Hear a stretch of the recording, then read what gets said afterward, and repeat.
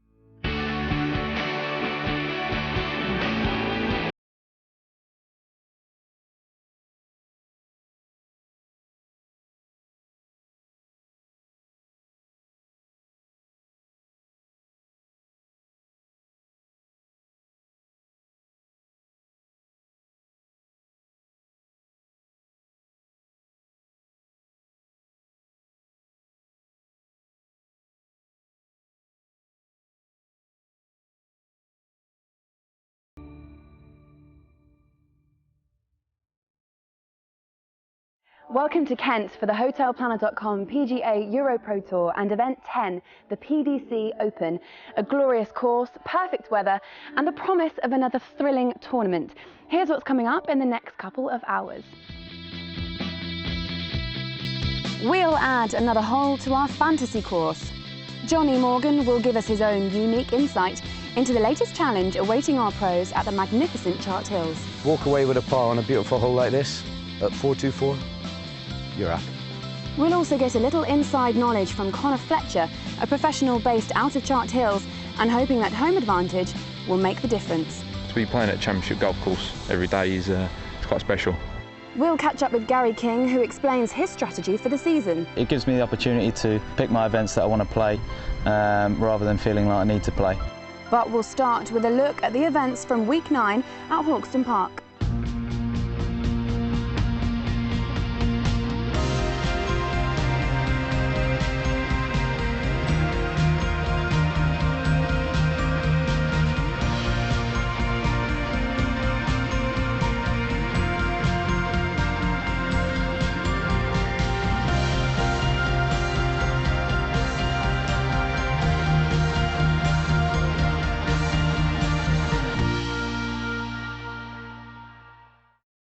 Congratulations to Andrew Marshall for that win at Hawkston Park. Time now to turn our attention to Chart Hills in Kent and the PDC Open.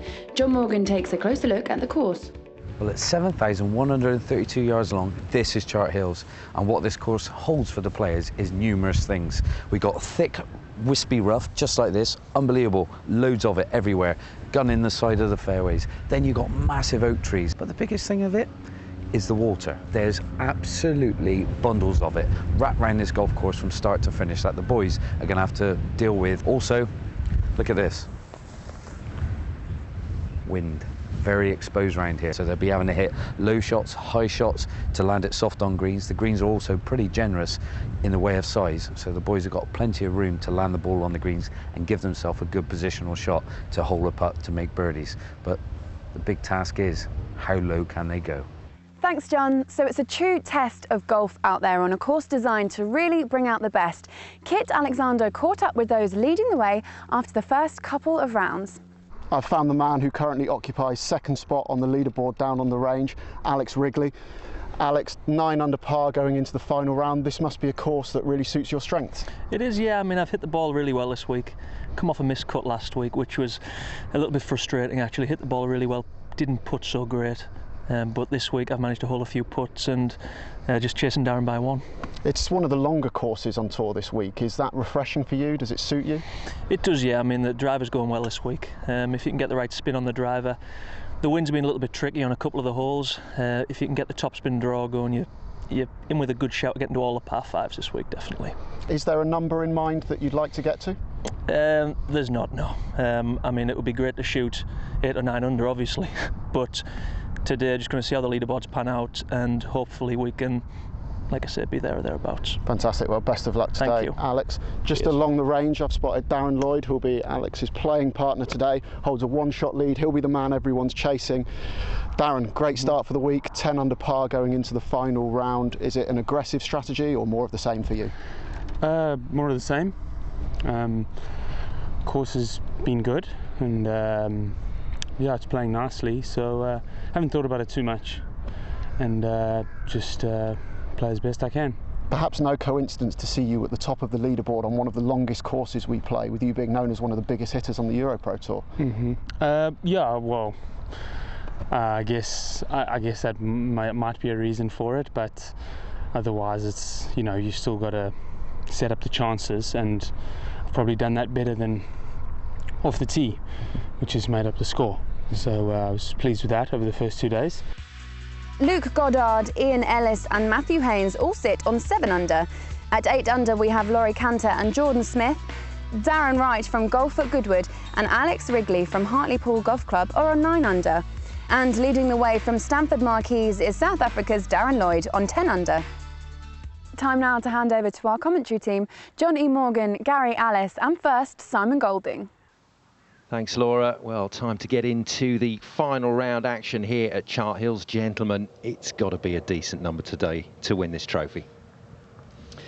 Yeah, I think the weather's nice. They've got a good chance. They're going to be some good scoring, but I think we're going to see a lot of people fighting for first place. Dead right there, Gary. As we see Paul Howard just dragging it down the left-hand side, but this one bounding, trying to feed its way back onto the fairway, but not quite, but drawing a nice line nonetheless. Yes, Howard, one of the winners on the tour this year, something that this man would dearly love to do. Darren Lloyd has put himself in a fantastic position. He alluded to it during the course of his interview with Kit, but boy, can he hit a ball.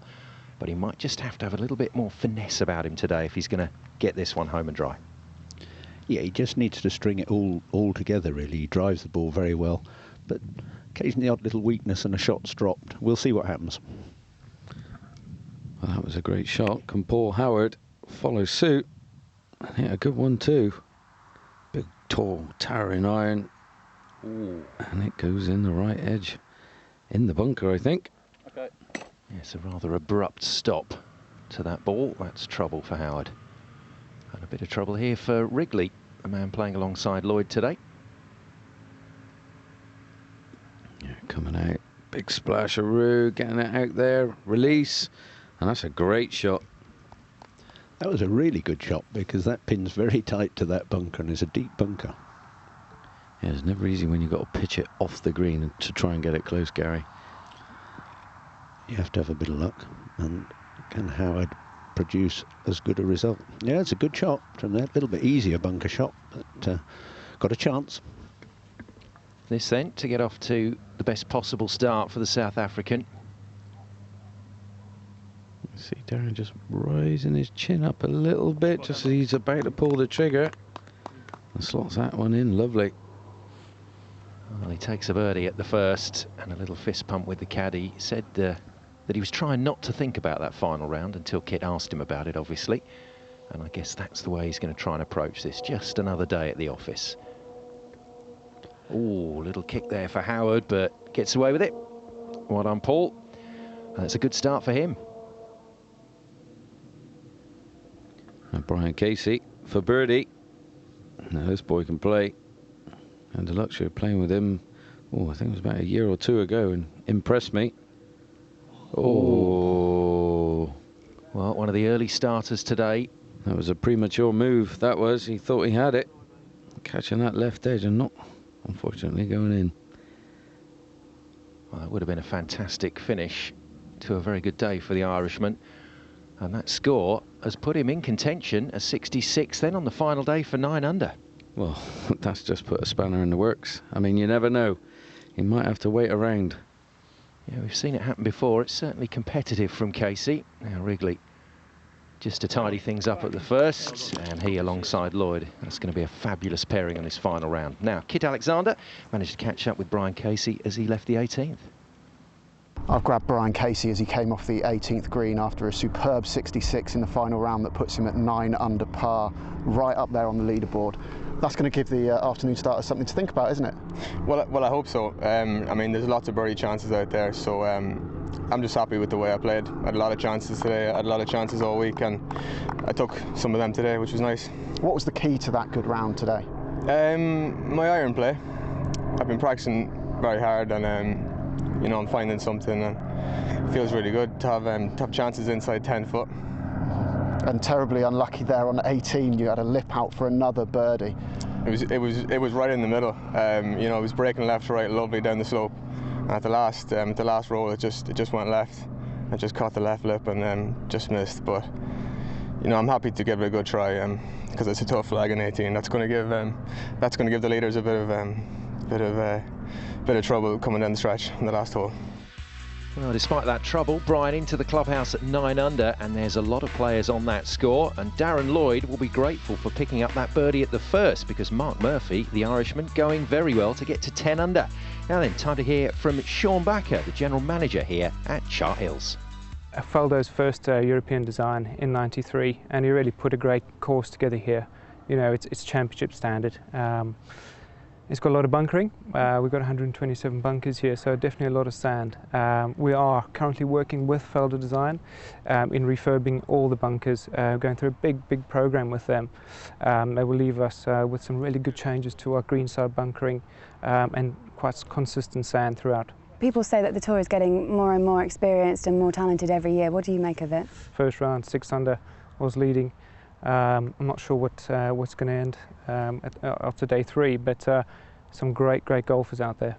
And how do you think tours like this help develop young golfers? Oh, definitely. You know, we're a good golf course in the way we bring junior golfers through the ranks, and we've got quite a few. So over a dozen Category 1 golfers as members here. So for them, you know, seeing these golfers playing our golf course is so encouraging and really something for them just to look forward to in the future. So the pace has been set by the early starters here at Chart Hills, but Darren Lloyd, the overnight leader, with the perfect response at the first in the PDC Open.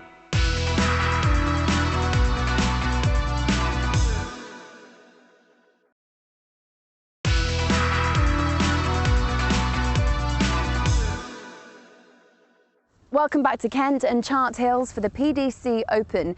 In sport, much is made of home advantage. Does that hold true in golf? Connor Fletcher, a player based out of Chart Hills, gives us his opinion on the much discussed matter. Obviously the range, chipping area, short game area, putting, that is great. And the course as well, to be playing at a championship golf course every day is it's quite special. Obviously it's great, I can rock up onto any tee box and know exactly what to hit, where to hit it, it's fine.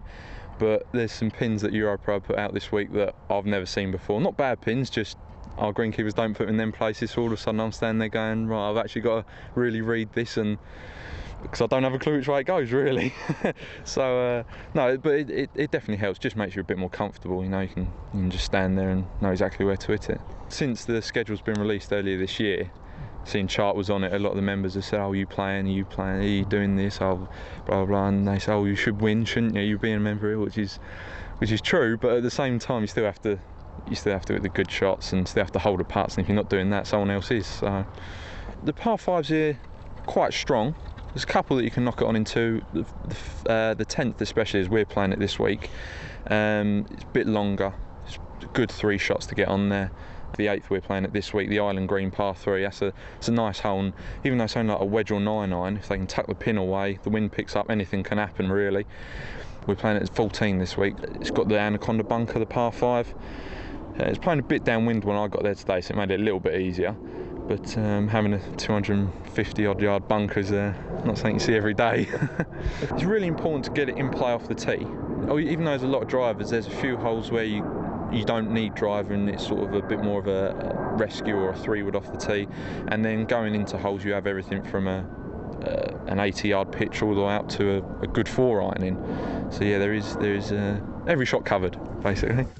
Yes, that equation of playing your home course doesn't always work out. Good try from Connor Fletcher, fairly even front line with those 2 birdies and 2 bogeys, but the back 9 he really did fail to pick up the pace, and in the end couldn't make an impression on the leaderboard.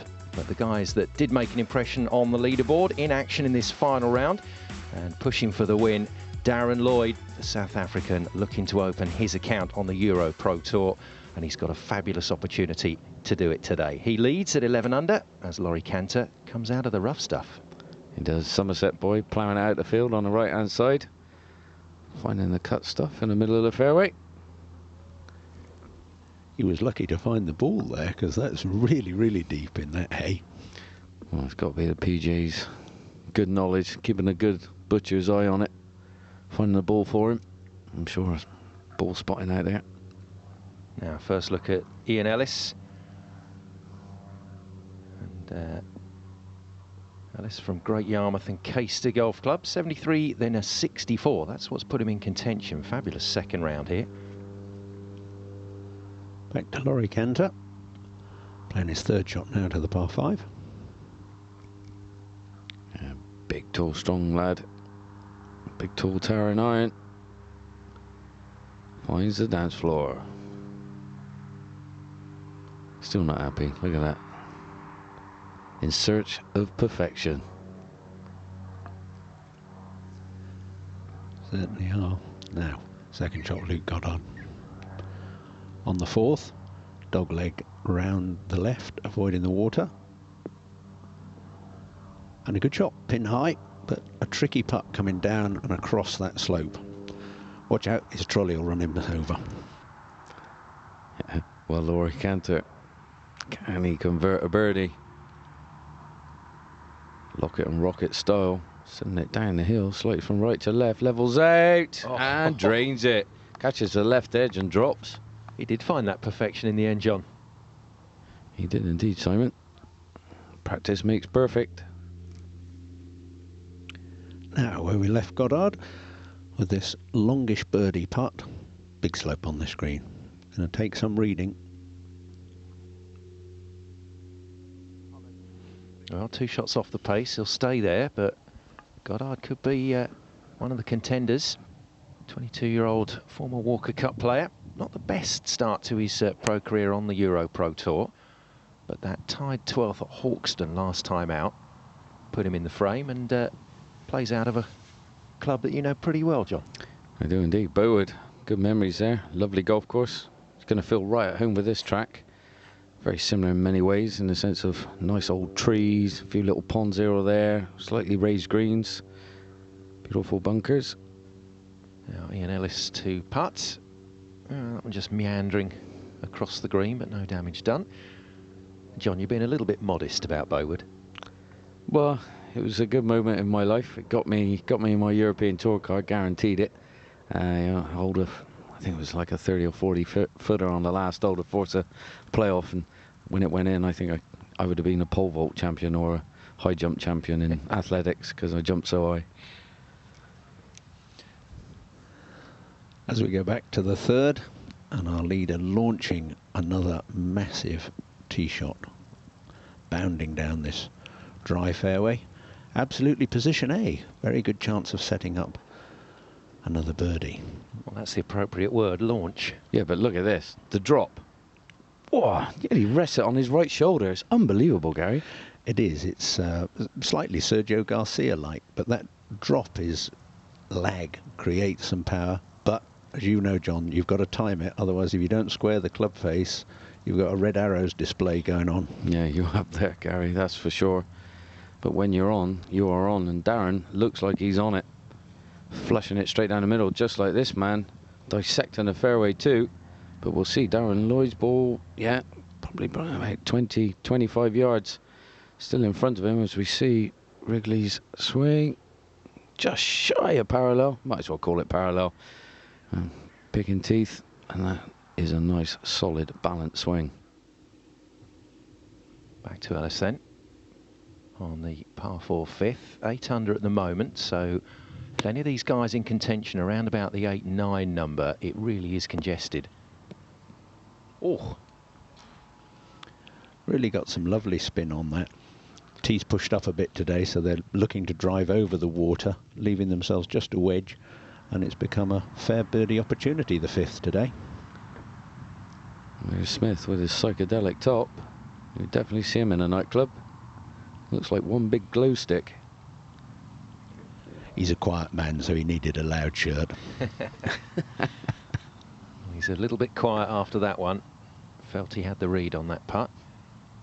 But another man playing ominously well here.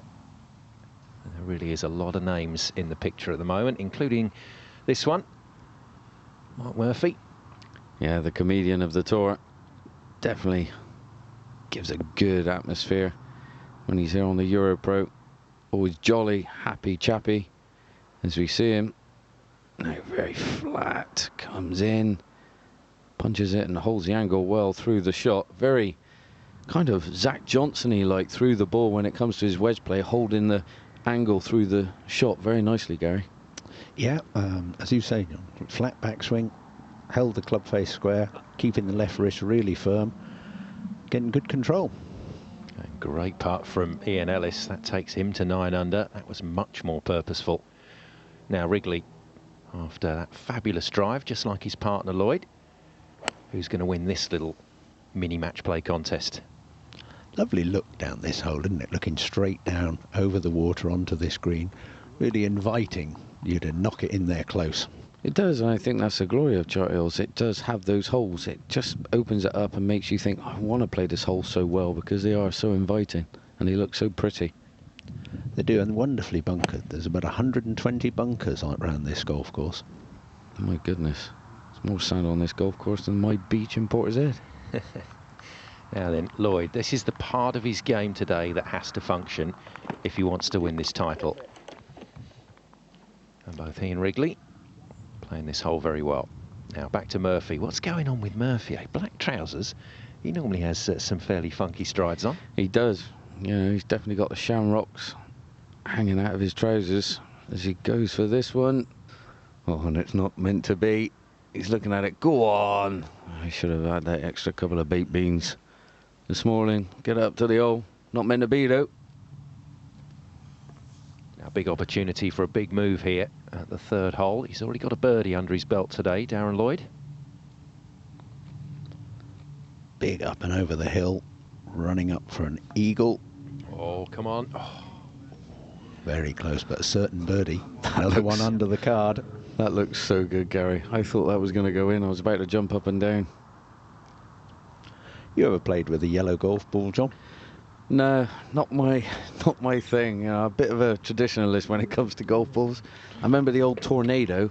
He used to get the old yellow Tornadoes like rubber about 20 years ago. He used to get them in the practice ball bag and, you know, rip them back or screw them back on the chipping greens and stuff like that. But that's the only yellow ball I had.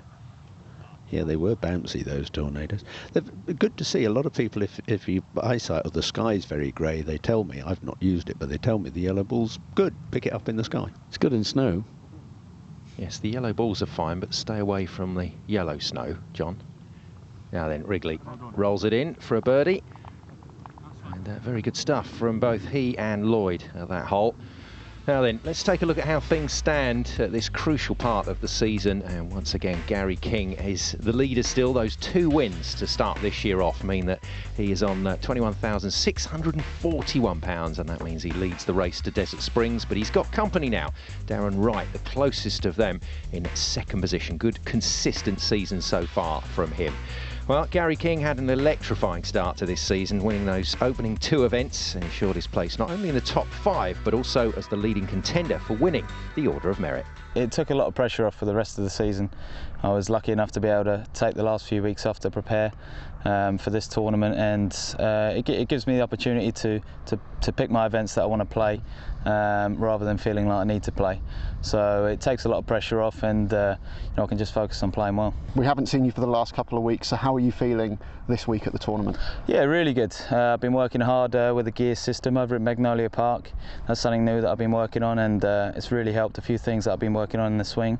And I've been hitting the ball really good the last couple of days. As well as the 2 wins this season, there's been some missed cuts. Has it been frustrating to know the standards you've got within you and not achieve that every week? Yeah, it has been, but I know that's just been me turning up, not being prepared. And I was playing too much golf in the middle of my sister's wedding. And this week I came out after 3 weeks of really good preparation, and I knew I was going to perform. And a top 5 spot on the Challenge Tour next season, all but stitched up now. What are the ambitions for the rest of the year? How important is it to finish top of the race to Desert Springs? Yeah, I think it's pretty important. I think certainly for next year, I mean, it'll give me a better chance of getting in like Madeira and a few of the tougher events to get into. I think winning the Order of Merit, and obviously to say I've won the Order of Merit would be a lovely thing. So yeah, I've got ambitions to do that. So yeah, we've just got to keep working hard. And the Tour Championship this year is at Desert Springs in Spain. Is that a trip you're looking forward to? Oh, I can't wait, especially with the prize fund. You know, it's going to be a huge prize fund out there, and you know, a great course. I think it's just going to be a great event, and a chance where all the players get together, and you know, it's going to be a great week. Yes, it'll feel even better that week if he has won the race to Desert Springs Order of Merit. Now then, back out to the PDC Open final round. It's still Darren Lloyd leading, as we pick up Luke Goddard, our resident EuroPro Prince Harry looky-likey. He is indeed, Simon. And a good player he is. Solid as a rock, this boy. And can it hold on? It does indeed. And this boy's had a fabulous season. He's won an event at Burr Hill, but also managing to get decent results week in, week out. Will be a little bit annoyed with the way he finished Hawkston last week. We'll want to guard against that this week. Yeah, it's just one of those things. I mean, we all have those tournaments where it just kind of slips away from us, but his consistency is, well, absolutely sublime. You can't take it away from him. You see Goddard, oh, just perfect line, but just 2 inches too firm. Is that me being too critical, Gary? I think it was a good putt, wasn't it? It was a good putt. Yeah, just to creep past on the top edge and all that, it was... They call that the pro side, don't they? Yeah, I've never really quite understood that. It's still missed. Yeah, exactly. Good birdie, though, for Goddard. That moves him to double figures under the card. Back to Darren Wright, though, for par. Slippery one, this. Oh, distance-wise, fabulous from Wright. Now, Canter. Coming from the left-hand side. Long shot in, out of the bunker. Catching ball first. Ooh, that is long and right, and that's going to be an awkward one. Yeah, Gary? Yeah, it is. It's quite downhill off that right. To judge the pace, we'll see what will happen in a minute. So then Darren Wright, just to tidy up here, but he's still going to... Oh, no. I was just going to say, he's still going to drop one shot, but it's going to be worse than that, I'm afraid. Darren. Oh, we've been calling him Mr. Consistent on the tour. But a little blip last week. And certainly a blip right there, here at Chart Hills. And before this final round got underway, Kit Alexander had a word with Darren about his season so far, and also what happened at Hawkston last week. It was nice to be out there, and it's always nice to sort of have the lead and be in contention. Getting to 14 under and then only finishing on 9 was a disappointment, but you know, these things happen. It's golf, it can't always go right for you, and if you just stay patient, keep putting yourself up there like I have been every week, then it can't keep happening like that, and yeah, sooner or later going to come out on top. Was there anything you've had to put right for this week, or was it just down to one of those bad 9s you occasionally have? No, I literally just hit two bad drives. I was playing slightly aggressive on one of the holes, but I had done all week, and I'd made birdie every time, so there was no reason for me not to play aggressive, but it just didn't work out. So I've not changed anything. I've just put it to the back of my mind, forgot about it, and moved forward. You can't think about things that happened in the past, and if you keep looking forward, then you're always going to do well. Yeah, keep an eye on the positives, Darren. Some phenomenal birdie counts this season, and he's managed to turn it into one win. He might just have another one up his sleeve at some point. Now then, Lloyd, another Darren, but this time a different spelling for the South African, going along well. Hasn't so far looked like relinquishing his lead. No, far from it. Simon, looking very good. I've spoken too soon, though. That has found the front lip of that bunker. Yeah, that might be a little bit evil in there, Gary. Yeah, going in like that could just have plugged. Some of them got quite soft sand in. Laurie Canter, a little bit restriction in the hairy rough on the right hand side there, and that was well executed. Paul Howard, I can assure you he's there somewhere. There he is. 4 shots off the pace at the moment, but another man that has a victory under his belt this season. just feel that victory does you so much good. But we've just been listening to some of the interviews during the course of this final round, and I think sometimes we forget. We see the players week in, week out, Gary. They've got things going on in their own lives as well, away from the golf course. Oh yes, they certainly have, and that's one of the difficulties for the season. Like Gary King was saying, he'd had his sister's wedding, sorting all those things out. As we go back to look at Darren Lloyd in his bunk shot. Nice lie, actually, John, isn't it, on the upslope there? Yeah, it's beautiful. You can just see him letting go of it now, though, Gary. Just caught way too much of the sand before the ball and just, you know, just plops out and goes nowhere. Yeah, that's what happens if you dig in a bit behind with it going uphill. Too much sand, too much height. As Laurie Cantor tidies up his little one for his birdie. Yes, uphill for 9 under for Cantor. Now this for par for Lloyd. Yeah, from a good position off the tee to now this to safe par, and yeah, not meant to be. First stumble then from the South African. Birdie opportunity for Howard, try and close the gap. Yeah, this silent assassin, Paul Howard, really impressed with him. His game all round is very, very solid, and he's there or thereabouts every time he rocks up here every week on the EuroPro Tour. And he's showing his class. Well, I was going to say, here's a man that's very similar to him, very similar sort of amateur background, fabulous amateur career, turning pro at quite a young age. And I think both he and Jordan Smith are going to be stars. Yeah, I think you're right there, Simon. Jordan Smith's got a very solid looking swing, and this is another cracking shot because it's quite severely uphill, this par 5. Big hit. Lloyd to get for his bogey. Yeah, that'll tap in there. I must agree with you guys, you know, these top amateurs that are coming through, playing, gracing us with their presence on the EuroPro Tour, you know, they are stars of the future. You know, they've had great experience playing in fantastic tournaments as amateurs, you know, and then they come into here and bringing all their experience to our tour and showing their might, as we see Murphy hitting a tall, towering yellow ball up in the air. And that is, well, left him, you got to say, with, ooh, that's not that you need a Phil Mickelson shot with that one. You certainly would. That was a big misjudgment because it wasn't that far away from the green there. Don't know if he called it a bit heavy. Now Wrigley will be fully aware of the change on the leaderboard. His playing partner dropping a shot. Darren Lloyd moving back to 11 under. And that is a beautiful shot in. Way to put some pressure on. Now, here we go. Scratch your head, Mr. Murphy. What are you going to do? Well, he's looking at it thinking, what on earth do I do here? And I think he's just got to take his medicine. He's playing out left. And I tell you what, that was a wise move. It's one of those shots you just, if it's a hard compacted lie that he's got, as well as, you know, you can't really glide your club underneath it like you would like to get it high up in the air and land it soft. So I think it was a wise move, guys. Yeah, it was. As we come back to Darren Lloyd now on the 6th, just short the green, plays a lovely little chip down there, but that's an awkward little putt he's left himself there down the hill. A little knee knocker from left to right, Gary. Yep. As we see Smith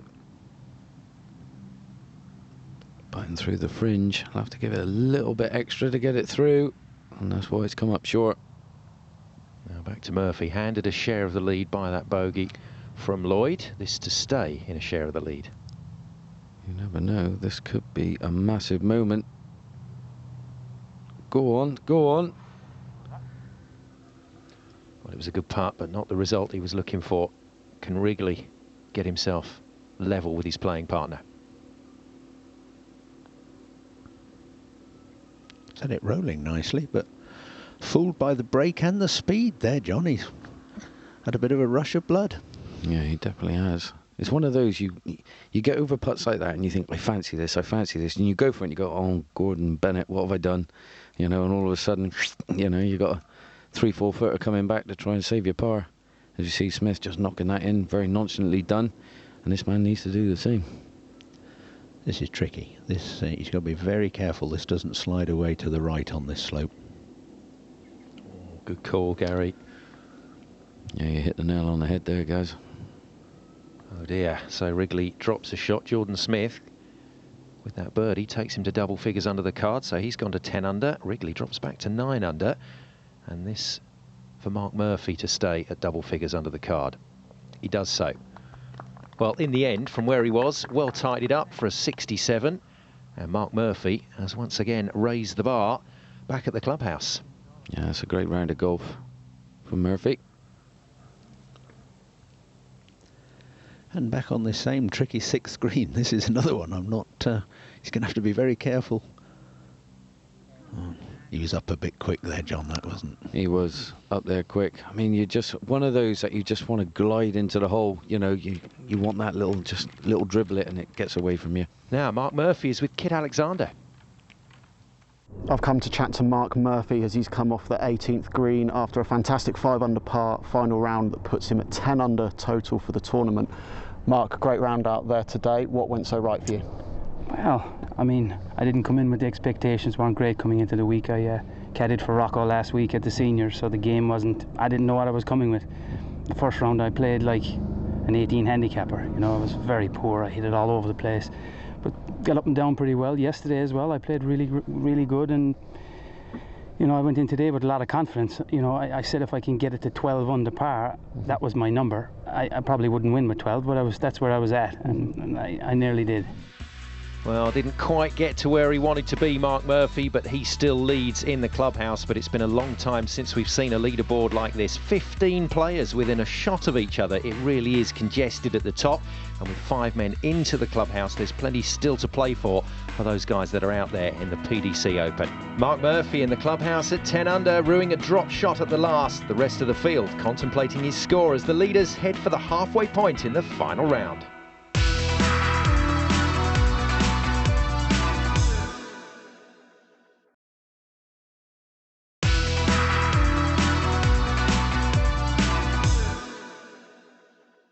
Welcome back to Chart Hills and final round action from the PDC Open. Before we head back out to the course, let's take a look at the EuroPro Tour schedule.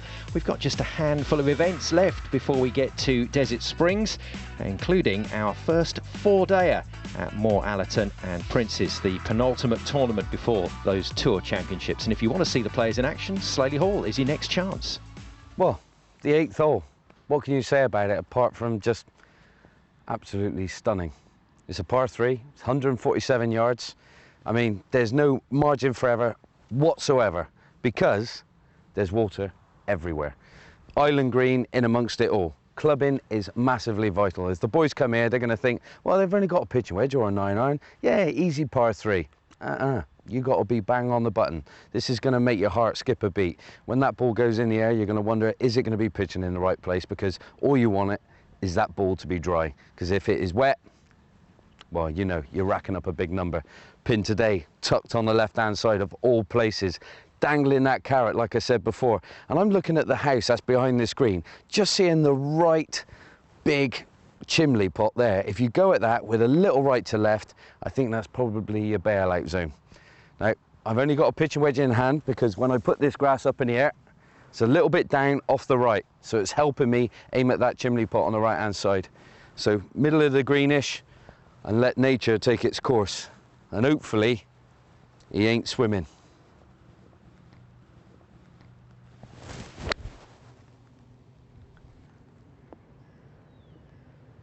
Well, that is bang, smack, bang in the middle of the green. Safe as houses, walk away with a par. If you get a birdie, whew, count your lucky stars. Now back out to the action. All those players on 10 under, but it's Murphy in the clubhouse that has the lead, technically. And Darren Wright with a birdie at the 7th, so making up for some of his earlier disappointments, and his turn to take on the exam at the 8th. And what naughty person put the pin where it is today? Oh, I wonder. I think his name is, Gary Alice, is it? You all right, Gary? Thank you, John. Yes, I'm afraid I was responsible for that pin. The boys enjoying this hole, as John did. It really is a fantastic look to some of the features on this course. Now, Darren Lloyd started the day with the lead, was looking very, very strong on his front 9, and then just a little stumble. It is might be a bit of spin. What a comeback. Beautiful. Yeah, that is a cream cracker of a shot. Just before, we've just seen, here we are, talking to the devil, Mr. Wright found the drink. He is, and he's returned to the drop zone on the ladies' tee. So now an awkward little sand iron into that front pin. Yes, one of them a players, I'm afraid, not enjoying the 8th. Now back to Wrigley. Back of the stance, hands forward. Needs to get hold of the ball first for maximum control, and doing well. It's going to leave him a little fiddly one, but he played it well. So this putt for bogey would take Darren right back to 7 under, even if he holds it. Slowly down off the left, leveling out. Oh, didn't come back enough. And he got a little foot and a half putt to save a double. Well, I talked about that man's birdie tally, but unfortunately if you give a few back to the course, it counts for nothing in the end. So Wright still with some problems. Wrigley. Nicely done. Very nicely done from Alex Wrigley. That puts him back to double figures under the card.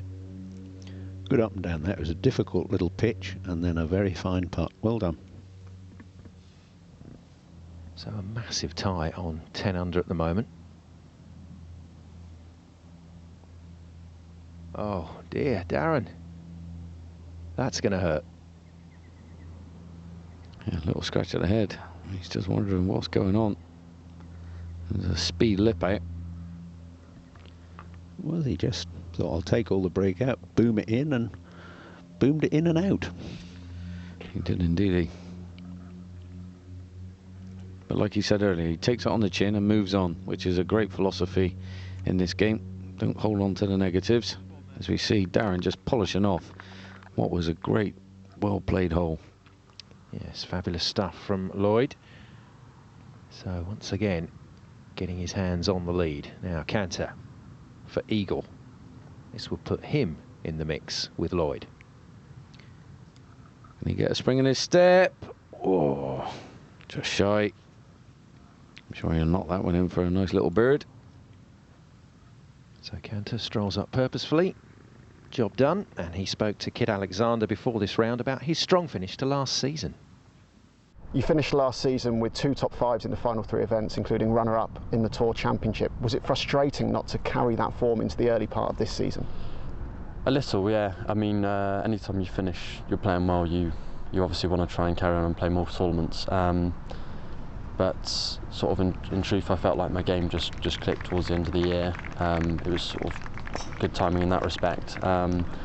But you know, it definitely didn't carry through to the beginning of this year. I've had a terrible start for my first 4 events, but the last 6 weeks has turned round. I'm working with a couple of good people now who are helping my game. So sort of, I think if I can remain patient, hopefully then I can push on and get some decent results. What's the difference for you when you're firing on all cylinders like you were at the end of last season to when it's not quite going your way as it wasn't earlier this year? Well, snap hooking it. Yeah, no, when it's not going well, I hook it. So that was about as complicated as it got at the beginning of this year. I was just in the jungle up the left a lot. That's really it. If I can find my ball off the tee, generally I feel like I can do okay. So yeah, that's really what it's about for me, and that really is a difference. Oh, very honest young man, but a very good player as well. Keep an eye on Laurie Canter and keep an eye on Darren Lloyd, back into the lead at 11 under. Now Paul Howard trailing now by 4 shots. I think he did.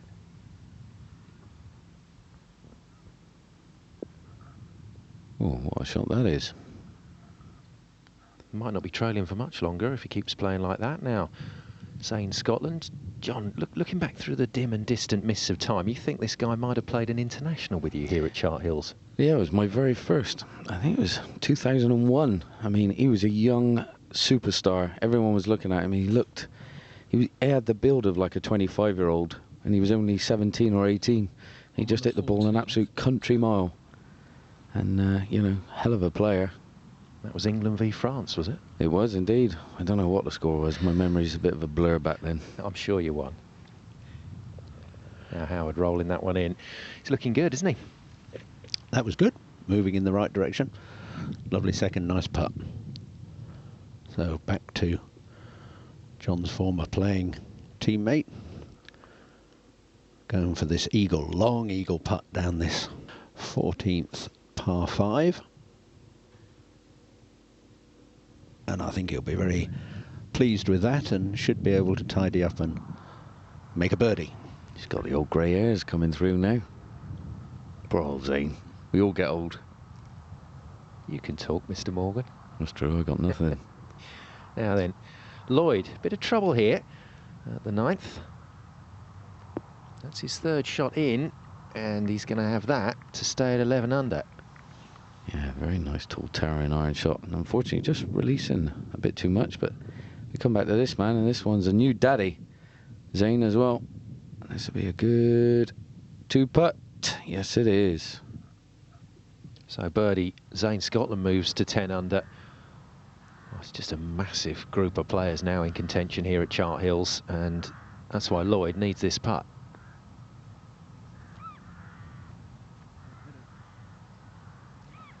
Well, he said he didn't hit it. It was weird. As soon as he hit it, I thought, oh, that might be running past, but then it put the brakes on. It's quite uphill to the front of that green. It's quite a big rise going back to the front. So a drop shot. Yes, it's all change again on the leaderboard. Darren Lloyd ruining another bogey because it means that he joins that massive group of players on 10 under. Mark Murphy's the man in the clubhouse with his feet up, but as he said earlier, he thinks 12 at least is going to be the number that you need to win the PDC Open here at Chart Hills. Well, it's time now for us to catch up with Ryan Bezadinote from Leaderboard Group. Ryan, you've put a lot of work into this beautiful course, haven't you? Tell us a little bit about what you've done. Yeah, the guys got quite a bit of a program started about 6 to 8 months ago, part of an 18-month program in sort of redeveloping some areas on the course. And, you know, I've done a massive bunker refurbishment program over here. I invested a lot of money, which shows, you know, continued commitment from our owning company as such into Chart Hills, which has given you the course that we have here today. And the competition's gone, you know, pretty well again. How important is it for you here at Chart Hills to showcase events like this, the EuroPro Tour? I think it's quite important because this is now our 3rd year and 4th tournament. So you've pretty much been to all of our designer courses now. And, you know, it's important for us because of the level of golf and the developmental side of things in golf, really, and, you know, for us to be part of that. And to also then showcase our courses on TV as to what they can do. They are championship courses, but they are tournament courses, which I think is more important from our perspective. The tour has enjoyed the hospitality of some amazing venues and has allowed us a chance to develop our fantasy course. John Morgan has the next instalment. Hawkston Golf Club, our fantasy hole is the 17th, a quirky little par 3, but it is deadly. There's water to begin with, but there's this out of bounds that's tight on the left-hand side, so you slightly pull it or push it. If you're a left-hander, you're in trouble, but the green is where the problems lie. In the middle of it, big step, huge step. If you're short and the pin's at the back, very difficult 2-putt to save your par. Now, vice versa, if you go long and the pin's at the front, well, you're not going to stop that ball short of the hole. No chance. So it's all about hitting the green in the right place. Course management is vital, and that is why 17 is awesome. Fantasy reigns supreme as a handful of players on 10 under battle for top spot at the PDC Open, but only one man can win. Join us for more after the break.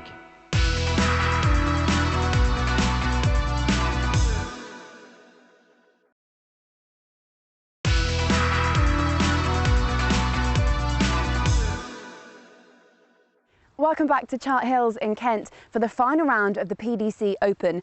The course designed by Sir Nick Faldo attempts to stretch golfers challenging for honours, and that certainly seems to be the case so far as we hand you back over to our commentary team, John E. Morgan, Gary Alice, but first Simon Golding. Oh, thanks, Laura. We've been saying it all the way through this tournament, but it really is congested at the top of the leaderboard, and there's a whole group of players that are still going to fancy winning this tournament. And if someone can just find it on a couple of holes on the back 9, then it will definitely be a possibility. Could it be this man? You get a feeling Zane Scotland's going to be the next player to post a decent clubhouse score. Well, this is a hole where you can actually hit the green if you get it on the right line, but very dodgy if you do take it on. He's pitched it just over the bunker, but that's where the knuckle is, and it can either go to the right or to the left. If it goes to the right, it finds water. If it goes big to the left, it can also find water. As we see Zane swing, and he's worked on this baby a long time, and look how solid it is. just shy of parallel. Nice three-quarter swing, great extension through the ball, and a solid finish. Easy to see why he had so much interest in him right at the start of his career. Has gone on to a very solid professional run, which is something this man hopes to do. Jordan Smith, 22 years of age now, that stellar amateur career, playing for England from 2011 to 2014, won the Brabazon Trophy, and also a tournament called the Hampshire Hog, so joining some very good names like Sandy Lyle and Justin Rose, and if he can kick on to anything like their career, he'll be laughing. Yeah, there's some wonderful old amateur trophies, Hampshire Hog, Selborne Salver, all of those. Yeah. Great amateur events, though. Those were the good old days, Gary. Yeah. As we return to Zane Scotland with his chip on this drivable par 4. Not a bad effort. 7 out of 10, John? Definitely. He had a little knuckle to come over first of all, and he just flirted with it, got it over, and it landed nice and softly. So you see this one, this come out low with plenty of spin, a few hops and releasing, and that's done very, very well. That looked like that was going to be a couple of feet short there, but Scotland just passed. It looks like he's in the zone. He's enjoying himself. The one thing, if you chip past, so many amateurs chip short, but at least if you go past, you've got an idea which way the putt will break. Yeah, you could see Zane jumping up and down, trying to see the line when it went past the hole, and, well, he's seen it come from right to left as it went past, but it didn't come from left to right, coming back. Nice to see a couple of spectators just explaining exactly how he'd missed that, though. Yes, I think he pulled that one slightly to the left, I think. Maybe not the time to mention it, though, gents. So Scotland with a par from what could have been a very different situation. And Smith now to try and go to 11 under, and he's there. He's rattled that one in. Well, he's a player that certainly fits the profile of the EuroPro Tour very well. A sparkling amateur career, and then moving to the pro ranks in 2014, and the harsh realities of trying to win tournaments to make your living. But Jordan Smith certainly moving in the right direction this season, and we caught up with him here at Chart Hills. You feel the same sort of pressures as you do in the big amateur events, sort of going into the final rounds leading. Obviously you've got that reputation if you win the tournament, so there's definitely the same similarities from sort of pro tournaments to amateur tournaments as well. And how different is it playing for a paycheck at the end of the day rather than just a few amateur world ranking points and some kudos? Yeah, it is completely different in that sort of sense, because obviously that money is going to help you go on to fund your golf for the next year and the year after that, so every shot does count now. So well, that segues rather nicely into the fact that these boys, after that historic announcement from Daniel Godding a couple of weeks back, are playing for professional world ranking points plus the money. And Smith looking like he's going to pick up a few today, leading this tournament at the moment, and having manoeuvred himself into this position, you've got to think some of that amateur experience is going to count now. Oh, it definitely will, Simon. It definitely will. I mean, the more you put yourself in the mix, the better you are to deal with it when you get back in it again. Just like this man. I mean, this guy's used to it as well. Paul Howard on the 14th. Great hole, this one.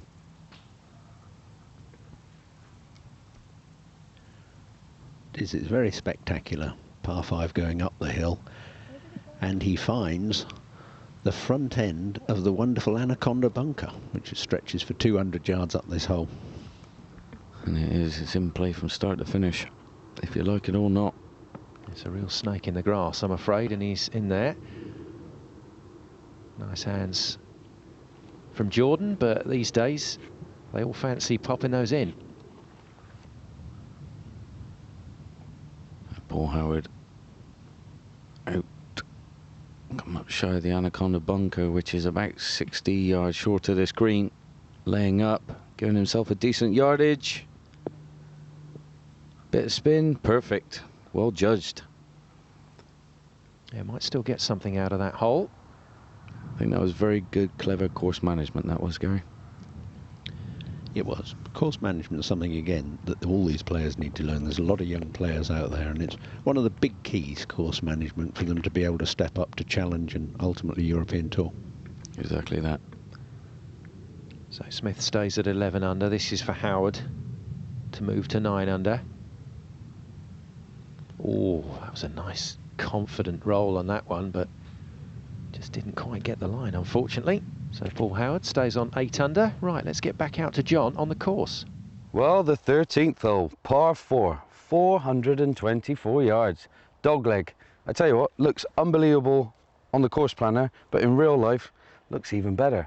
Unbelievable hole, it really is. This week, probably in the region of a long iron or a hybrid for perfect position off the tee. I mean, if you're an amateur and you don't hit it that far, probably is driver actually, because you aim at this far tree in the distance with a little right to lefter, going to leave yourself a perfect shot in.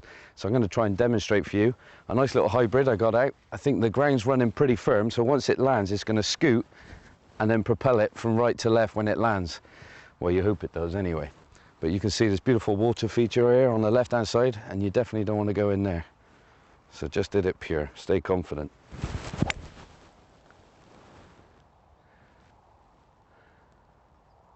He's a bit out to the right. It's going to leave myself probably a lot longer in, but we're going to go up there and I'm going to show you what a second shot is all about. Well, this is where I ended up, down the right hand side. Not the perfect place, but best bailout zone you could ask for on this hole, because over on my right shoulder you got all these oak trees, you got hazard and out of bounds, and you definitely don't want to go over there, because that's another ball out your bag, whacking it down the middle of the fairway. Hopefully. Now, ideally, you wanted to be another 40 yards down there in perfect position, which would leave you about 150, 160 yards in, which is perfect, because this green, when you look at it, slopes from back to front, got two big bunkers on the left-hand side, but your bailout zone is down the right. And if you hit a shot from right to left, you can scoot it up on the green and, well, and hopefully give yourself a good birdie chance. Now, I've left myself over 200 yards to go, which is a mammoth shot into a green like this. Beautiful hole, you can see the setting, beautiful old trees, contouring lovely, grass is cut to perfection. A little bit of a breeze. That way. So anyway, right edge of the green, wrap those hands over for me to get this one going from right to left and kind of scoot it up to that back left pin. Let's give it a go. And I tell you what, he's done just that. Is it going to get there though? I tell you what, it might be front edgy, a little chip up the green, but I tell you what, you walk away with a par on a beautiful hole like this at 424, you're happy. Yeah, absolutely. Time to take a look at the leaderboard, and we've got to keep a very close eye on it on a day like today. And it's Smith and Wrigley now tied for the lead at 11 under, because Alex Wrigley picking up a birdie at the 11th. So joint leaders just getting ahead of that pack of players on 9 and 10. And Ian Ellis just trying to use the contours there to his advantage. Yeah, that was swinging in from right to left, and that's left him a lengthy putt. Back to our joint leader, par 3 12th. Nice balanced swing.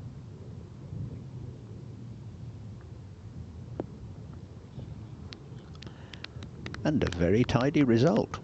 It is indeed, Gary. And it's an interesting green there. It slopes from front right to back left, and it just stays constant like that all the way. So if you get one coming around with the slope, it'll always feed down to that pin that's on that left-hand side.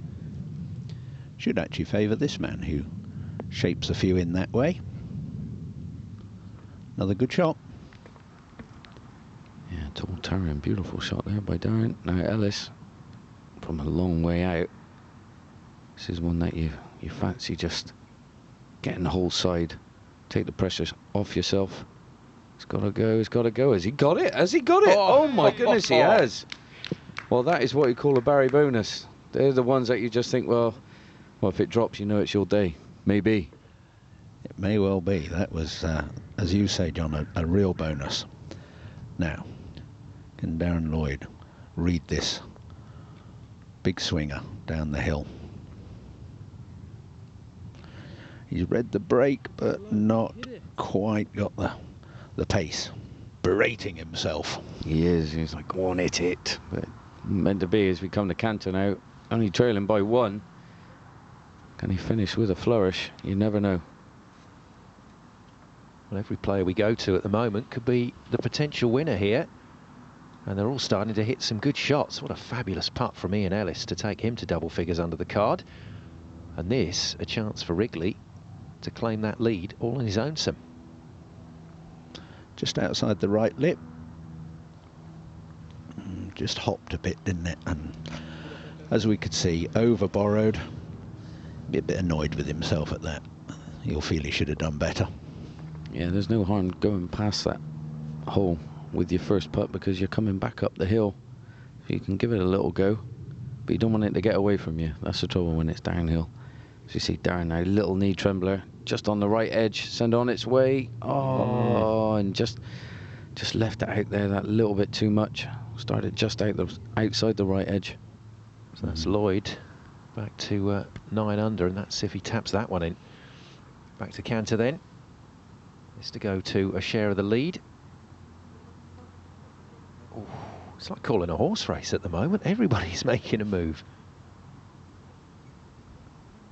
You are indeed, Simon. I'll tell you what, there's missed putts, there's hold putts, there's great tee shots, there's wayward tee shots, everything's going on. Yeah, these missed putts have been costly for Lloyd today. We've seen 2 or 3 get away from him. Yes, and I'm afraid more damage done at the 12th. So let's take another look at the scoreboard. Jordan Smith and Alex Wrigley remain on 11 under. Then you've got Murphy and Sam Connor. Another good round of golf from the Alsager man today to get into the clubhouse to join Murphy on 10 under. But there's still a whole group of players out there that will fancy their chances of taking the PDC Open. So Smith and Wrigley battling it out for top spot in the final round. Things getting really tasty here at Chart Hills. More after the break.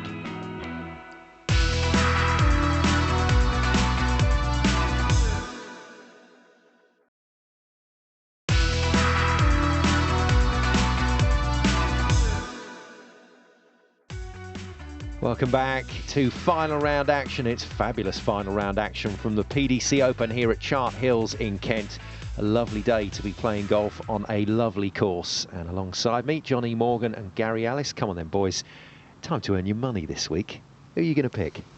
Well, I've been looking at the two, well, they haven't long come into the pro ranks, Howard and Smith. And I think I might be favouring the psychedelic Smith. Yes, reference to his brightly coloured shirt. And for you, Gary, who's your money on? It really depends on who holds the putts in the last. Smith's certainly playing well. I don't know. I'm a fence sitter. Sorry. That's fine. You stay there perched on the fence. That's no problem. And on a day like today, with so many players in contention, that is perfectly understandable. So Zane Scotland, birdie chance slipping by. Well, this is a man actually, you know, probably would have been my second choice. And I think he's been knocking on the door for such a long time, just like this man really. I mean, there's so many of them, it could be just, it's a shot in the dark for me. And when I say shot in the dark, the only one you're going to see in the dark is definitely Smith with that shirt. You like that shirt, don't you? Now Lloyd with a fabulous shot, started the day as the leader and has played pretty well. Just his short game on occasion letting him down, but he's still in the mix along with a lot of other players. We've got Connor and Murphy in the clubhouse at 10 under, so don't forget about them either. May not all go smoothly across the final holes. Now Wrigley for a birdie. This could be a big momentum changer for this young man. Oh, and he can't believe it didn't move. You can hear him having a word with himself. Yeah, almost doing his own commentary there, Alex Wrigley. Second chance to take the lead, he's missed it. Let's hope he doesn't live to rue those. 2 chances to get to 12 under and hasn't been able to claim either, but one man that will be happy about that is his playing partner, Lloyd. And this to move to double figures back under the card then for the South African. Oh, that's nice, coming back, and it's a good birdie for Darren Lloyd. 10 under and back in the mix, and let's see what's waiting for him at the 14th with John. Well, here at the 14th, not the longest of par 5s, 511 yards to boot. Lovely tee box, way stuck back in the trees. You come over water into an area like this, which slopes from left to right, and you've got this humongous bunker going down the right-hand side. Something like 220 yards long in that region, and it cuts in front of you up by the green. And they call it the anaconda because it's a bit like that, a bit like a snake. And it does come into play. Anyway, thick rough down the left as well, which you know, could play with your head. So if you overcut one, you're in there, you're going to have to lay up short of this anaconda bunker. But to a green now, that is way above you, massive flat piece. If you come in from right to left, is the perfect scenario. Anything to the left, all these big oak trees to play with your ball, and you'll probably lose it actually if you go in there. Now, let's give this one a go. Right edge of the green, and let that thing drift. Fingers crossed.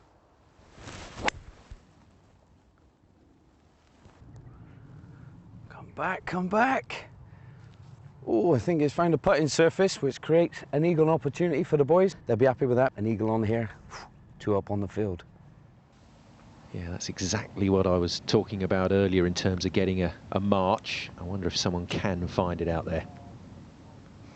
Well, Laurie Cantor, you can see him screaming already. He knows this one's leaked out to the right. And that's you'd have to say that's a bit of an error, that one, Gary. Yeah, a bit of a misjudgment, but still a chance. I think Scotland coming up just shy. Nice tee shot. Second into 17. Tough green to land it on, really. Get your distance control, needs to be bang on. But with the lofted club, every chance you can get. Yeah, real chances for Scotland to just raise the bar again above the 10 under clubhouse lead. Cantor looking for a recovery shot here. He's got a good short game, hasn't he? Got nice hands. You look at that. It's another one running well at the hole. Running very well. Oh. Cool. That just... Oh, what a hell of a chip that was. Now back to your favourite shirt, John. Yeah. Blinds you, this one. I do like this guy's swing, though, I must say. I think it's a great, it's neat. It's on plane, goes up and down, no fuss, good balance. You know, that's how a golf swing should be. Yeah, if you could probably have one, you'd probably take that one. Yeah, the less there is in it, the less there is to go wrong. You can apply that to so many different sports and skills. I'm also a big believer, it doesn't matter how you swing it as long as you can repeat it.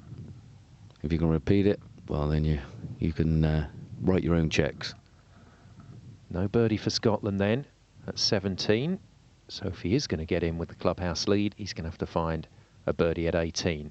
And a little ponderous there over that tap in, thinking about what could have been. So, here he is. Your favourite shirt, my favourite swing. Oh, that looks like left to me, Gary. Could be. Little knees bend, bit of body English, but it's clung on to the left side of the green. Perfect yardage.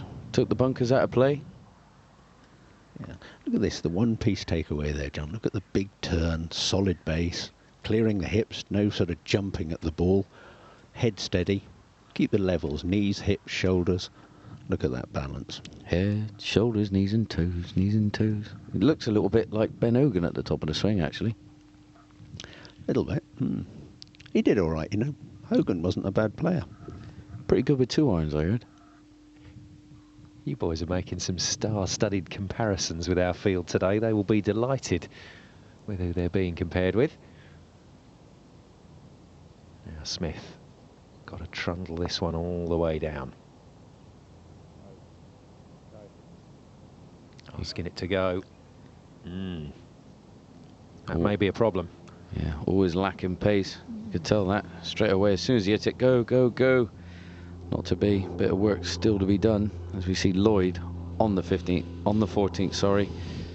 I mean, how far is this baby going to go?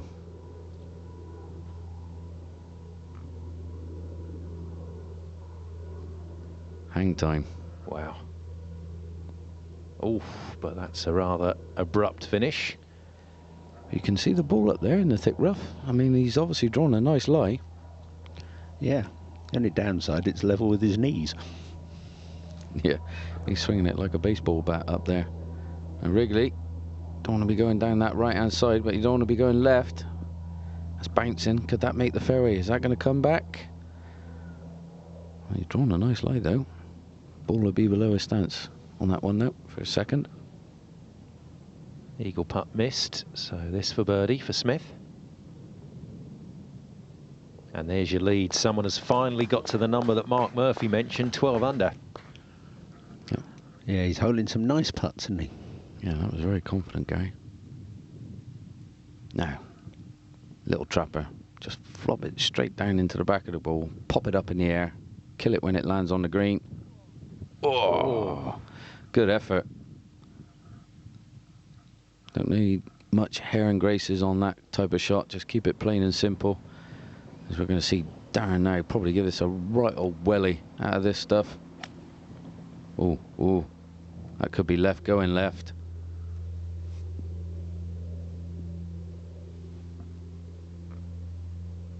Things not improving for the South African. He's as confused as we are as to exactly where that has finished. Now Wrigley with a golden opportunity. Cool. Didn't he have a go at that one? Yeah, he didn't spare the horses on that one. That was one of those Tiger Woods recoils. Giving it some beans to get it up onto the green. This then to go into the clubhouse at 10 under with Murphy and Connor, and it's not going to happen. And instead of Zane Scotland setting a new number, he goes the other way. Frustrating finish. And it was a very quick putt in and out as we come to Smith at 15. Out with the iron for positional. Yeah, just playing a nice little draw down the right-hand side, hoping for the right hop, skip and a jump to give a chance of setting up a birdie with his wedge. Definitely. Now Zane, wipe that last putt from the memory bank, Zane.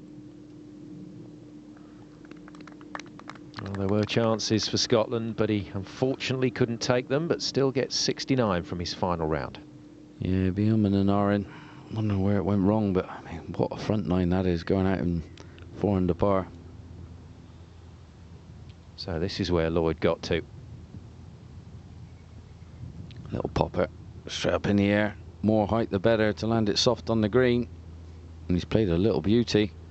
Not leaving him much to do for his birdie chance.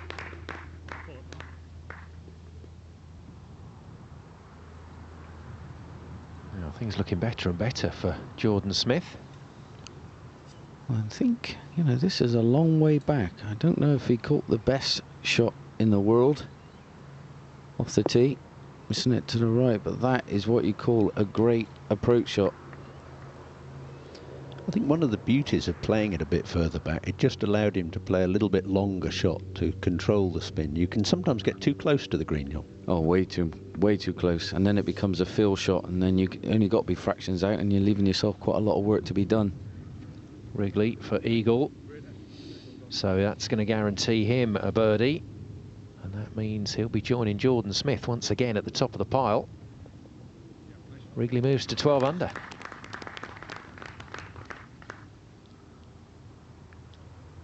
Very good gallery following that group. I think this could be a big moment. Momentum way in his favour if this one goes in, which it does, and centre of the hole yet again. Great putting from Smith. Yeah, Smith takes another step forward, 13 under now. Now, first time we've seen Matt Haynes today, a man of Kent. Had one decent result at Mar Hall with that tied 4th, and rolls that one in very comfortably.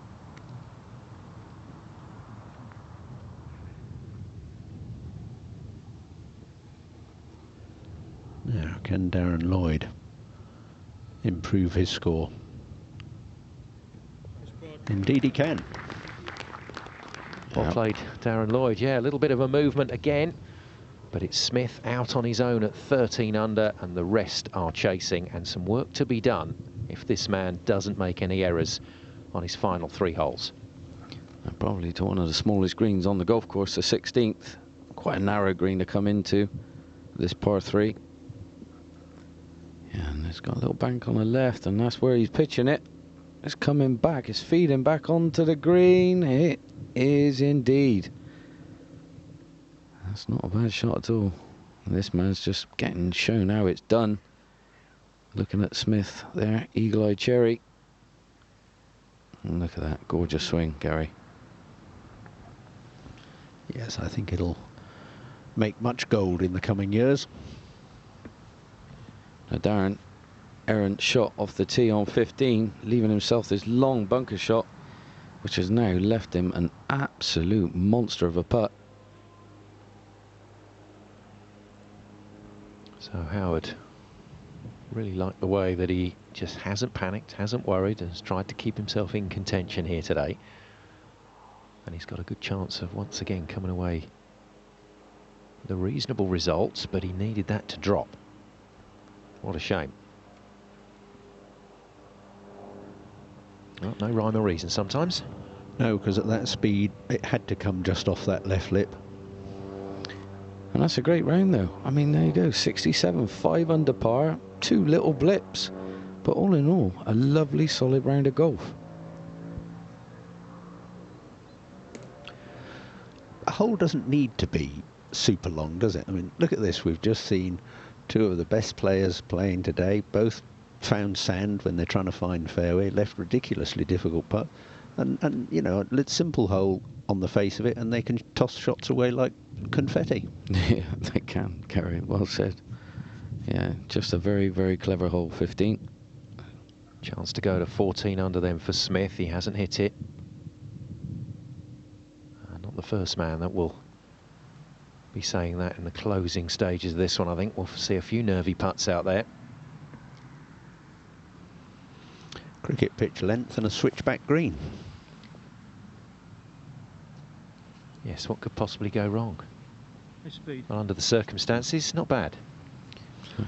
Got the speed right, if not quite the line. Yeah, and that's the hardest bit to do, isn't it? From such a long way out. 18th hole then for Ian Ellis, has flattered to deceive on a couple of occasions, got himself to 10 under, and has generally played really tidy golf today. Needs that then to get into the clubhouse at 11 under. Smith to pop this one in for his par. Does so. Holds that shot lead. Yeah, that might be invaluable as this tournament breaks down. Now back to Wrigley, he'll have got a little bit of a read. And the only trouble is here, Gary, this one's for par. Yes. Got to just try and get down in 2. You don't want to mess up and then take 3 putts, but that's what's staring him in the face. You can see him huffing and puffing there. Just a little bit of frustration. Come to Goddard. Tough little chip, this one. Quirky one. Chuck it up in the air a little bit. Oh no, he's gone the low route. Bump and run. And that's the trouble. You don't know what it's going to do, really. Sometimes when you play at that type of shot. No, he had to sort of bump it through a couple of lengths of grass. Very difficult to judge. Yeah, he couldn't have had the lie, really, to help him with that little lob shot that he probably required. Now Wrigley to just go back to 11 under, but it's going to be worse. And he's paid the price, I'm afraid, at 15 as Alex Wrigley. Yeah, big blow. And like you said, though, Gary, it doesn't have to be long. Short and nasty. And that was a nasty score for Wrigley, unfortunately. A bottom biter. Yeah, you're not wrong there. Goddard then to stay where he is at 9 under to finish his round, and that is a really good read from Luke Goddard. Solid round of golf. Couldn't quite get to the score that he was after, though. Yeah, round of 72 under par. Just the 2 blips. But a good seasoned pro. Knows the game very well. Solid player. As we come to Lloyd to save his par on 15. You'd have to say he'd have to hold this. Oh, and he's just dragged it slightly left. And we see the main man who's got less hair than me. Been to the same barbers, hasn't he, John? Now back to Lloyd. How many of these has he missed today? And it's cost him. Yeah, it's just one of those days. I mean, you know, he's kicking himself. He knows that's his opportunity. Probably gone a begging. Now a chance here for Ian Ellis to do something a little bit special at the end of his round. This putt to go into the clubhouse lead with Howard, and that one just wriggles by. So he will stay at 10 under, and that's a shame after a very tidy round of golf. What do you think of that round, Gary? I mean, that's pretty solid. It is a very nice looking scorecard. 3 birdies, no drop shots. All Very nice.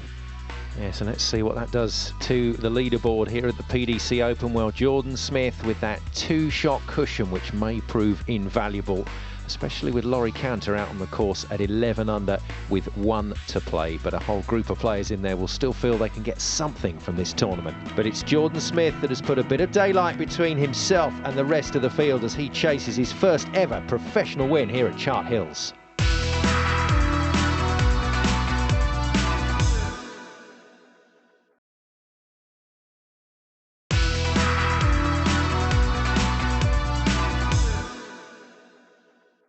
Welcome back to the PDC Open here at Chart Hills in Kent. Before we get back to the action out on the course, let's see what awaits the players at the 17th with John E. Morgan.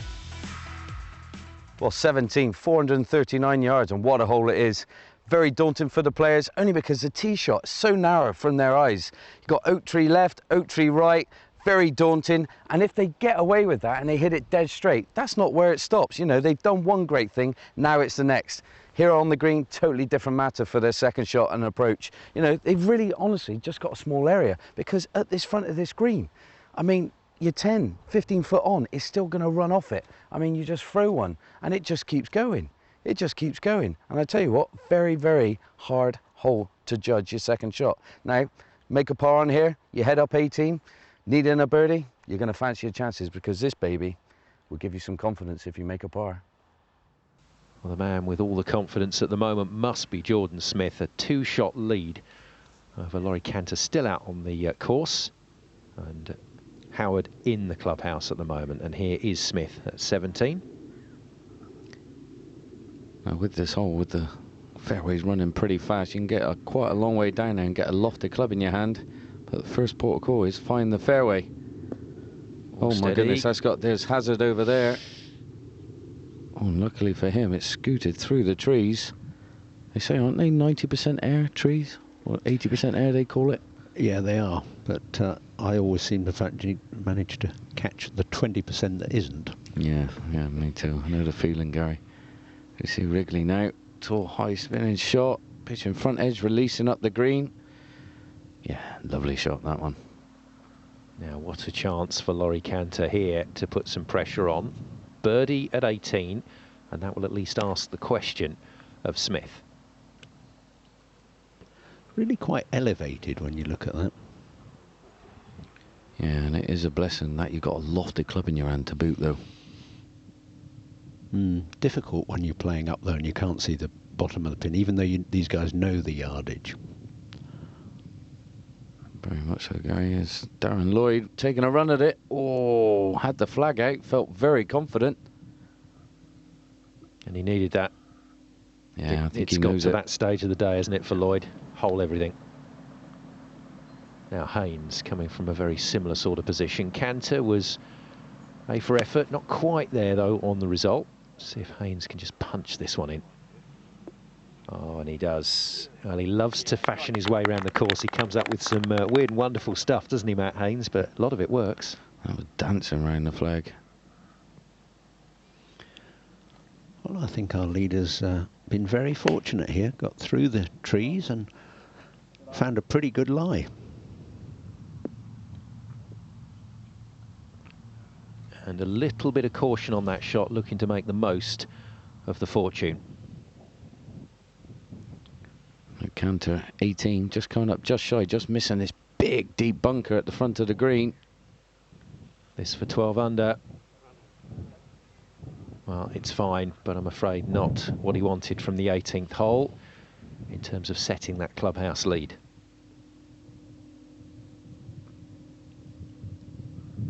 Really slightly up the hill. And this one's going to come slightly from his left. Is it going to drop? Is it going to drop? Oh, shave the lip. I'll tell you, caddy fancied it. And these two just treading water at the moment. Frustrating time for them. Really thought this pair were going to push each other on today, but that hasn't quite happened.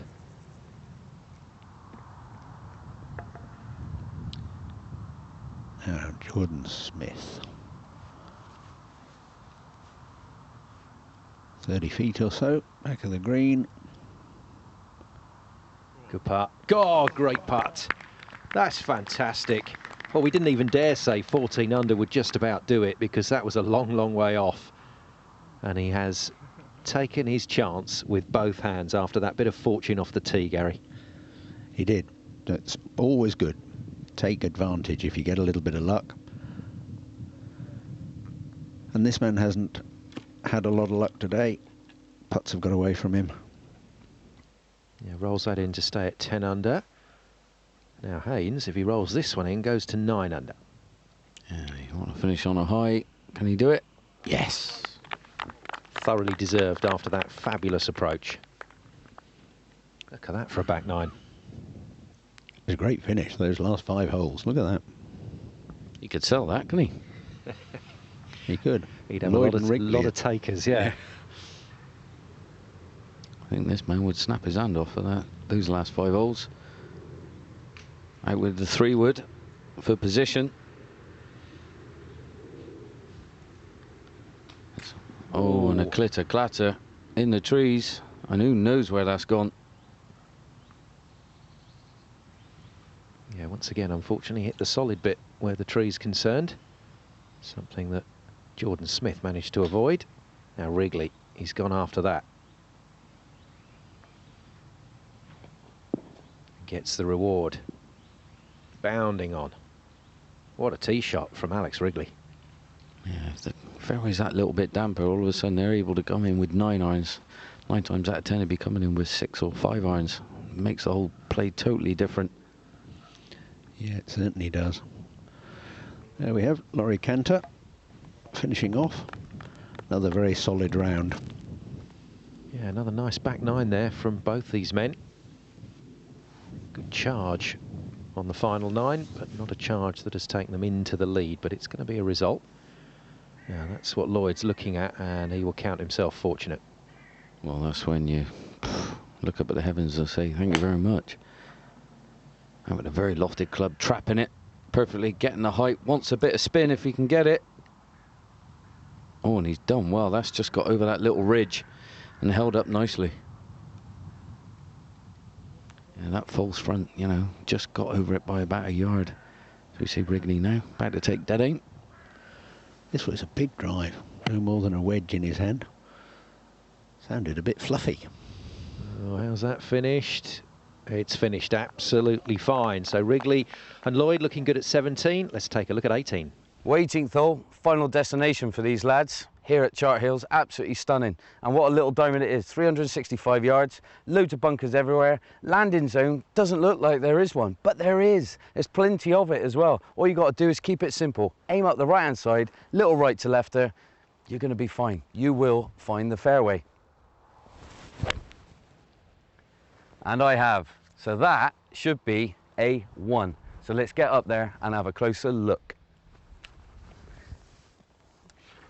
Now, this ain't no easy green either to come into. Very shallow, looking at it. You don't get much landing area. You've got to really control your shot, and you need the yardage to be spot on. Now, pin today, tucked on the left-hand side, lob wedge in hand. I've got about 110 yards, so I'm asking a lot of myself, and there's this big bunker short and left, and you definitely do not want to go in there. Back of the foot and rip it. Right, go ball, go. It's up. It's got that big hop. Is it spinning? Oh, even better. Now that's what you want. Now then, just this hole, standing between Jordan Smith and a fabulous clubhouse score, and it might be a clubhouse score that's good enough to win him the PDC Open here at Chart Hills. Yes, we come to Smith, final tee shot, out with the wood, breeze slightly into the face. That's why he's out with it, not the iron. Confident swing on it, up the right-hand side, bounding up the fairway. John, I think your man is en route to a victory. I think you might be right. He's leaving himself the perfect line in for a second shot on 18 as we come to Lloyd now. 17. Well, 2 decent approaches from he and Wrigley into this green, but he won't be happy with that putt. Yeah, he's left himself one of those, but Smith now at 14 under par, taking dead aim, I'm sure. If not, anything just to the right might be a little bailout zone. beautiful shot. Great control with the spin there, Gary. It was. You could hear the sound, the contact of club and ball. Super hit. So Wrigley to try and move himself to 11 under. As soon as he hit that, the reaction was there.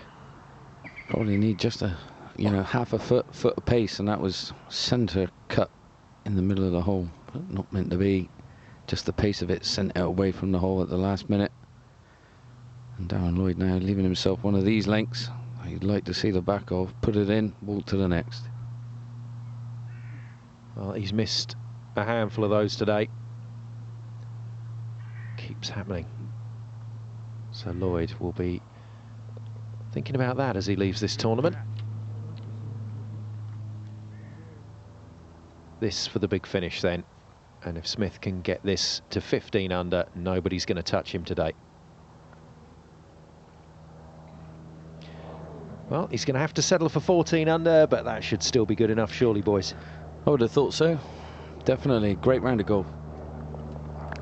Yeah, that is a very, very good round of golf. I mean, just look at it. Look at that scorecard. Absolutely phenomenal. No blips whatsoever. 66. And he's en route to victory.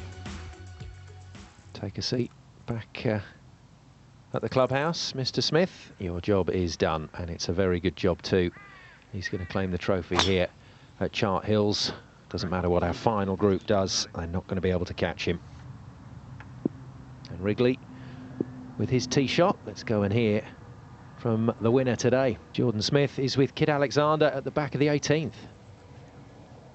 You've got a 3-shot lead on those in the clubhouse and 4 shots ahead of the 2 players left out on the course. So it's looking incredibly likely this will be your first professional victory. How does that feel? Yeah, yeah, it still hasn't sunk in though. So yeah, once the guys have come at the last and finished, then I'll be able to celebrate hopefully. So. And no bogeys out there today. No. How important was that to keep any blemishes off the card? Yeah, it was very important. Sort of the wind got up in the middle, and short game and holding out was really good today. So I was happy with that. Well, it's always a special moment. Your first professional win, and Jordan Smith, that might be the first of many. Now for Wrigley, hasn't quite gone his way today. Into this elevated green. To a high rising approach shot. Oh. And what a shot it is. Making the ball do somersaults round that flag and making the crowd go nuts to boot. Pressure off. Amazing how free and easy you can swing as Smith starts his, what I'm sure is going to be quite a few hours on social media and on the phone, letting everybody know what the score is. It's a win for him here at Chart Hills, his first pro victory. Darren Lloyd, can he hold a putt? He can. Better late than never though, Darren. Take it into the next week, mate. You got some good form. Now, as we just see, well, what a kamikaze card that is. I mean, up and down, like a yo-yo, hardly any pars on it. It's just loads of birdies and bogeys. And a 73, one of those that you just, you think, you woo your mistakes and the highs and lows of a crazy round of golf as we see Wrigley now. Final putt, hopefully, and it is. Yeah, well done to both of them. But that'll be a final round they will look back on and pick the bones out of because the chances weren't taken. And they weren't. Just that one big double bogey, but a 70 nonetheless. Well, not quite happening for that pair on the final day, but for Jordan Smith, his first professional win, and what a convincing victory in the end. 3 shots clear of Howard, Cantor and Wrigley, who all gave it a really good effort. And my goodness me, a lot of players involved in this final round, and any one of this group of players could have felt that they were in with a big chance. For Darren Lloyd though, the most disappointment, dropping from the lead to finish on 9 under at tied for 8th position. That's the most crowded leaderboard we've seen for a long time on the EuroPro Tour. Congratulations then to our winner. A fabulous day for Jordan Smith, and let's hear from him. Jordan, we caught you coming off 18. You were a little bit shocked. It hadn't quite sunk in. How are you feeling now? Yeah, like I said, I'm over the moon now. I sort of made a few phone calls to the parents, and they're a bit emotional, to say the least. So, yeah, but now it's sunk in, and I'm just chuffed to bits. And that 66 was a truly sublime final round. 4 birdies on the back 9. Did you know you had that in you? Well, I knew there was a couple of birdies to have on the back nine. Sort of stuck to my game plan, worked out nicely, and just hold some nice putts. When we spoke to you before the round, you mentioned that it hadn't been quite as easy a transition into the pro ranks as you thought it would be. The standard has been higher. You certainly elevated to that standard and above the rest of the field today. That must be a great feeling. Yeah, definitely. To know that I had to put in a good round today, and I did, I'm really happy with that. So it shows that my game's progressing in the right way and I'm able to compete at that level, so I'm really happy. So that win puts Jordan Smith in the top 10 alongside some of our other winners, and we say it every week that a win will change your season, and Smith climbing 73 places to 8th would agree. But it's still two-time winner Gary King that leads, picking up some money this week to finally break the 22,000 mark at the top of the table in the race to Desert Springs. So that's all from Chart Hills for this week. Well done to Jordan Smith on his maiden victory, and my thanks to Gary Ellis and Johnny Morgan for their commentary today. We're back up to Bonnie, Scotland next week and the Carrick. For now though, from all of us on the EuroPro Tour team, it's goodbye.